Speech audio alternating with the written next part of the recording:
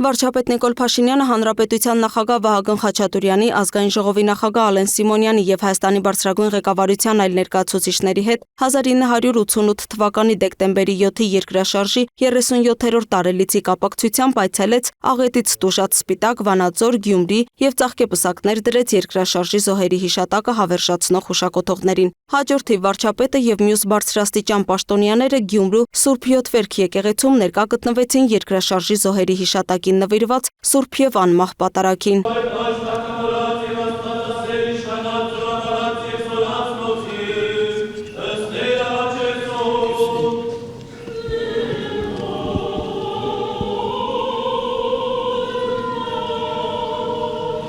Չնայած շաբաթօրը երեկոյան որոշ քահանաներ կողպել էին եկեղեցու դռները, որպեսզի ծիսական կյանքը խաթարվի, ծես եւ առավոտյան ժամերգություն անցկացնելու հնարավորություն չլինի, միևնույն է, Գյումրու Յոթվերք եկեղեցում պատարագը մատուցվեց Բալթյան երկրների հայոց թեմի առաջնորդ Վազգեն arczepiskopos Միրզախանյանի ձեռամբ, որին ի դեպ մասնակցում էին բազմաթիվ քաղաքացիներ։ Նրանցից շատերը նույնիսկ չկարողացան ներս մտնել եւ դրսից հետևեցին պատարագին։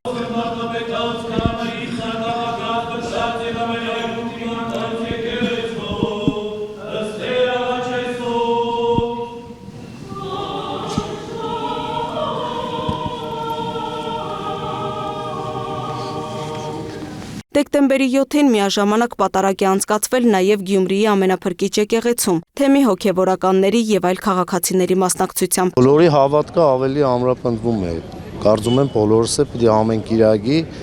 եթե մենք մեզ համարում ենք հայ առաքելական Սուրբ եկեղեցու հետևորդ, պարտավոր ենք ամեն կիրակի մասնակցել։ Ցավոք սրտի ես նախկինում էլ չեմ հասցրել հաճախ մասնակցեմ, բայց բոլորս պարտավոր ենք ամեն կիրակի մասնակցենք պատարագին, հաղորդություն ստանանք, մեր մեղքերի համար թողություն խնդրենք Աստծուց,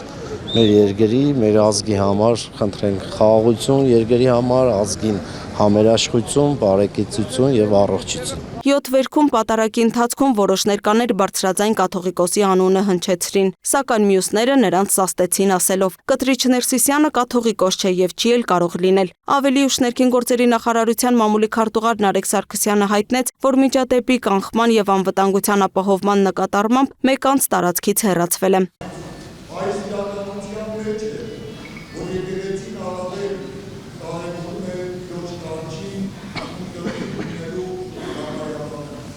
Հավատավոր մարդկանց խոսքով ամեն կիրակի վարչապետի եւ մյուս բարձրաստիճան պաշտոնյաների մասնակցությամբ պատարագները վկայում են, որ եկեղեցին բռնել է հոգեվոր նորոգման եւ ինքնամաքրման ճանապարհը։ Ազգային ժողովի նախագահ Ալեն Սիմոնյանն էլ ասաց, որ այս գործընթացն անկասելի է։ Սկզբից ասում էիք, որ Տեր Արամը կարգալուց արված է եւ դա եկեղեցու հետ կապ չունի։ Հետո ասում եք, ես մեկն էլ կարգալուց լինելու հեսա։ Հետո ասում եք, որ այս մի սրբազանը այնուամենայնիվ անցել է։ Հիմա տեսնում եք, որ ակնհայտ է, որ այն խնդիրները, որը մենք բարձրաձայնում էինք, դրանք կան եւ դա մի լուծում ունի, հա, եւ այդ լուծումը անխուսափելի է ուղղակի եւ այսօր խնդրեմը կայանում է նրանում, որ Կտրիչ Ներսիսյանը չի հասկանում, որ այս իր վարքով ինքը արդեն հայ առաքելական եկեղեցուն Հայաստանի պետությանը եւ եկեղեցուն մեծ